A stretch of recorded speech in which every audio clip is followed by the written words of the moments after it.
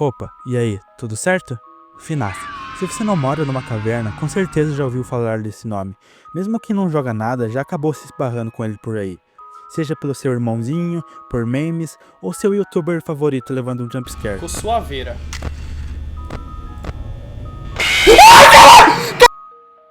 Mas a real é que FNAF não surgiu do completo nada. Antes de virar essa febre absurda, teve uma história por trás. E ela não começou com sucesso, mas sim com fracassos. Scott Cawthon não começou como um grande nome nos jogos. Ele era só mais um desenvolvedor tentando criar algo que desse certo, mas sem muito sucesso. Muita gente deve pensar que FNAF foi o primeiro jogo, mas algo que muitas pessoas não sabem, e até alguns fãs, é que Scott fez mais de 50 jogos ao longo da sua vida, e você provavelmente não conhece nenhum desses projetos. Um exemplo foi The Pilgrim's Progress, um jogo que misturava RPG com uma história religiosa. Tinha boas intenções, mas quase ninguém jogou. Scott sempre foi um tanto criativo e único, tanto em narrativas quanto no estilo. The Desolate Hope é um exemplo disso. A história se passa numa estação espacial abandonada, onde você joga como um robô chamado Coffee, que adivinha, é uma cafeteira, que está tentando salvar a consciência de outros robôs de serem desligadas. E outro ponto é o seu estilo. Você percebe que tem algo diferente, algo único em suas obras. Basta ver imagens ou alguma gameplay.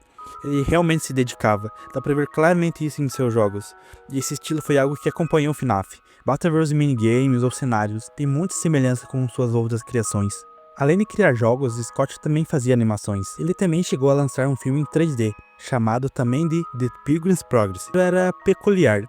A animação era meio dura, os personagens tinham expressões estranhas, e apesar do esforço, o público não recebeu nada bem. Mas mesmo assim ele continuou tentando, lançando curtas animadas como A Christmas Journey e Noah's Ark. Mas, de novo, pouca gente prestou atenção. Seus jogos simplesmente não vendiam, não chamavam atenção. E quando chamavam, eram pelo motivo errado. Mas o motivo do seu sucesso foi o seu principal fracasso. Chipper Sons Lumber Company, um simulador infantil onde um castor trabalhava cortando madeira. As pessoas apenas criticavam o jogo, falavam que os personagens pareciam robóticos, aqueles olhos não tinham alma e que tudo isso era muito assustador. E para Scott isso foi como o último prego no caixão. Afinal, não era o objetivo dele fazer um jogo onde os personagens pareciam assustadores. Ele realmente pensou em desistir da sua carreira, da sua paixão. Mas ele não faria isso tão fácil. Então, como a sua última tentativa de criar algo que desse certo, ele criou um jogo usando as principais críticas. Um jogo onde robôs ganham vida durante a noite e tentam te matar. O primeiro FNAF saiu em 2014. A ideia é simples. Você é o segurança noturno de uma pizzaria chamada Freddy Fazbear Pizza. Seu nome é Mike Schmidt e seu trabalho é basicamente sobreviver. Você trabalha da meia-noite às 6 da manhã, por 5 noites seguidas. Isso sem contar as noites extras. Mas tem um problema. Os animatrônicos do lugar ganham vida durante a noite. E se eles chegarem até a sua sala, vão pular na sua cara.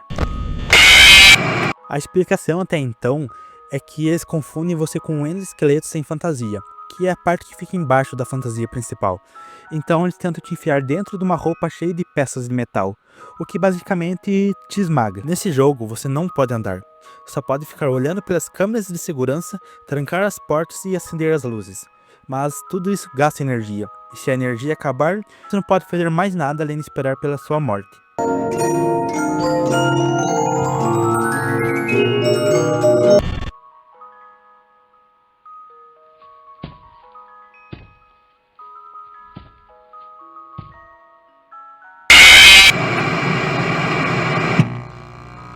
Os animatrônicos principais são Freddy Fazbear, o urso, Bonnie, o coelho, que costuma vir pela esquerda, Chica, a galinha, que costuma vir pela direita, e Fox, a raposa, que caso você não vigie ele direito durante a noite, ele vem correndo até você e te mata. E o especial disso tudo, Golden Freddy. Ele não tá em lugar nenhum da pizzaria, ele simplesmente aparece na sua sala e te dá um jumpscare meio travado, e o jogo acaba fechando.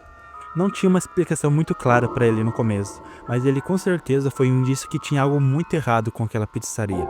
Além disso, tem um cara que te liga no início de cada noite, o querido Funny Guy. Ele te dá dicas e fala algumas coisas estranhas sobre os animatrônicos e o passado da pizzaria. E é aí que se percebe que realmente tem algo de estranho com aquele lugar. E é aí que entra outra parte importante de FNAF. O que fez a história de FNAF ser tão única não é só o que ela conta, mas sim a forma que ela é contada. Desde o primeiro jogo fica bem claro que a intenção nunca foi entregar a narrativa de forma direta. Afinal, não tem cena explicando tudo, nem personagem dizendo esse é o vilão e isso aqui aconteceu. As informações estão espalhadas em detalhes, que muitas vezes passam despercebidas pelas pessoas. Um jornal na parede, uma frase meio perdida nas ligações do telefone, os famosos minigames em 8-bit, que com certeza é um dos charmes de FNAF. Tem coisa que só aparece se você mudar o brilho da imagem ou se você dar alguma mexida em um áudio. E um exemplo desses segredos é na Ultimate Custom Night, ou para os íntimos, FNAF 7, onde, se você escolher um dos 50 animatrônicos, colocar ele na dificuldade 1 de 20, acertar o seu minigame, você simplesmente aparece num lugar onde tem um cara pescando, que fala o seguinte: venha e sente-se comigo um pouco. Deixe o demônio para seus demônios. Descanse sua própria alma. Não há mais nada. E ao fundo você ouve apenas um ruído, certo? Então, não em FNAF. Se você pegar esse som e acelerar ele, você vai ouvir o seguinte.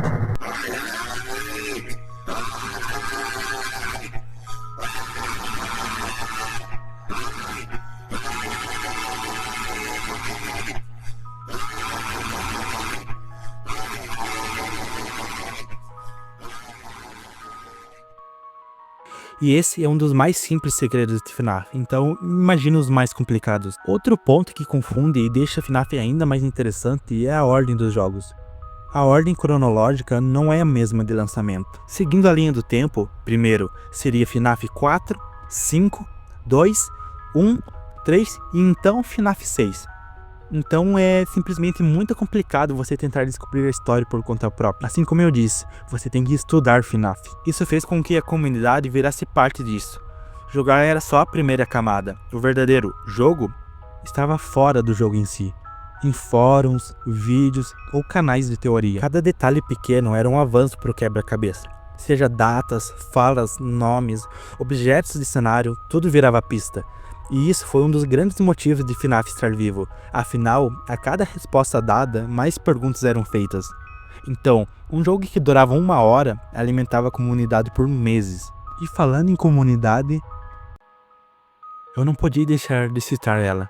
Afinal, ela foi a base de tudo. Seja quem jogava, teorizava ou criava conteúdo. Desde o primeiro FNAF, os youtubers foram essenciais para dar aquele empurrãozinho a FNAF. O Markiplier, por exemplo, foi um dos primeiros grandes nomes a jogar. O susto era real, mas também era engraçado.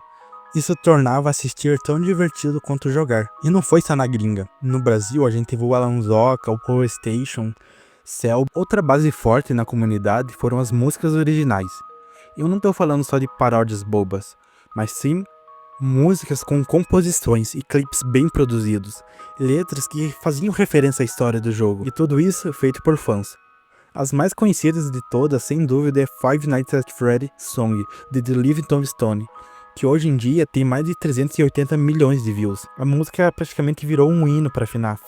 Existem outras músicas que marcaram FNAF e você provavelmente já ouviu elas, mas nem sabe que é de FNAF. E se tem uma coisa que o fandom de FNAF sabe fazer bem, é a animação.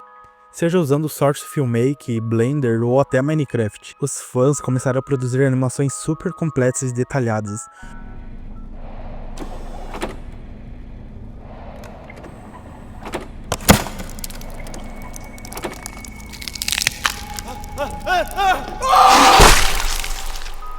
E para fechar com o real forte da comunidade de FNAF, as fangames. Five Nights at Candy, One Night at Flump, Pop Goes ou Jollibees. Não era só copiar a ideia. Todos esses jogos expandiram a ideia geral de FNAF e fizeram sua própria versão. The Joy of Creation, por exemplo, pegou a fórmula principal das câmeras de segurança e levou isso para um ambiente mais aberto, transformando o jogo em algo mais imersivo ainda. Five Nights at Candy, por outro lado, criou a própria lore e também seus próprios personagens. E é uma história que é paralela a FNAF, que se passa no mesmo universo. Além disso, teve até remakes, e essas criações dos fãs ajudaram muito a manter o interesse entre um jogo e outro. Enquanto o próximo jogo não saía, a comunidade criava o próprio conteúdo. Mas enquanto os fãs faziam a sua parte, Scott também não parou. Ele continuou lançando jogo atrás de jogo, e cada um trouxe algo novo. E não dá pra falar de FNAF sem mencionar a evolução que ele teve, pois mesmo continuando simples ao longo dos anos, cada um teve a sua diferença, e dá pra ver nitidamente a melhora que ele teve, mas ainda assim, continuando com aquela carinha de FNAF, revelando partes marcantes da história a cada jogo lançado. Scott não quis apenas repetir a fórmula do primeiro jogo. Ao invés disso, ele tirou as portas, colocou uma lanterna e uma máscara como defesa, e no total adicionou 14 animatrônicos. E também foi aqui que os clássicos minigames em 8-bit apareceram pela primeira vez, e que mesmo sendo simples já explicaram muita coisa, como Take Cake do The Children, que mostra uma criança sendo desvivida pelo Homem de Roxo, fora da pizzaria, sendo esse a primeira vítima do assassino. Esse jogo foi pensado como o final da série, mas acabou não sendo, e isso acontece mais vezes, afinal, FNAF nunca acaba. Aqui, a ideia é enfrentar o boss, o assassino das crianças, que depois de 30 anos apodreceu e ficou preso na própria fantasia usada nos assassinatos. Ele, agora, é o Springtrap, o único que pode te matar. Agora todos os outros são apenas alucinações que servem para te atrapalhar durante as noites. Aqui você usa um painel para controlar o áudio, as câmeras e a ventilação, e tenta atrair o Springtrap para o mais longe possível, usando sons. Afinal, se ele chegar perto da sua sala, já era. De novo, era para ser o final da série, mas acabou não sendo, de novo. Agora você tá num quarto de uma criança, e precisa escutar sons dos animatrônicos, se aproximando pelas portas, pelo armário e pela cama. Aqui não tem câmera, e sua única arma é uma lanterna. Os minigames aqui contam a história de uma criança que sofre bullying do irmão mais velho. Ele é forçado a chegar perto demais de um animatrônico que acaba mordendo a sua cabeça. E essa é a primeira morte da franquia, sendo essa a tragédia que dá início a toda a história de FNAF. Pois aquela criança é o filho do assassino. Ao invés de ficar preso numa sala como os outros, agora você pode andar por diferentes cômodos e realiza tarefas diferentes a cada noite. As mecânicas variam muito, seja de observar, se esconder, ouvir ou reiniciar sistemas, e por aí vai. Os animatrônicos principais são Baby, Ballora, Funtime Freddy e Funtime Foxy. O jogo começa aparecendo um fliperama simples, mas logo vira um simulador de pizzaria, onde você administra dinheiro, riscos, propaganda e decoração. Mas durante a noite você realiza tarefas no computador, enquanto animatrônicos escondidos podem te atacar. E novamente era para ser o final da franquia, com um final perfeito, onde todos eram queimados e descansavam em paz, e tinham suas almas libertadas. Só que de novo, não era o final. No geral, eu acho que dá pra tirar muita coisa dessa história. Five Nights at Freddy não é só um jogo de susto, ele é confuso, cheio de mistérios, com histórias escondidas em cada canto. Às vezes você acha que entendeu tudo, mas vem outra reviravolta. E não é assim que a gente se sente às vezes, perdido, tentando juntar os pedaços, lidando com coisas que nem sempre fazem sentido, mas mesmo assim o jogo continua. A vida continua. E o mais bonito disso tudo é que, assim como o FNAF, a gente muda com o tempo, evolui, ganha novas versões, encontra outros caminhos, mas ainda somos complicados, cheios de segredos, mas nunca iguais ao que fomos antes. Então não desista de você, não importa o quão difícil pareça agora, você ainda tem muita coisa pela frente. E olha o que tudo isso virou, uma franquia gigantesca que inspirou milhões de pessoas, movimentou comunidades inteiras, gerou teorias, músicas, animações, jogos feitos por fãs e agora até um filme. E tudo isso surgiu da persistência de uma única pessoa. Lembre-se, o impossível só parece impossível até alguém fazer.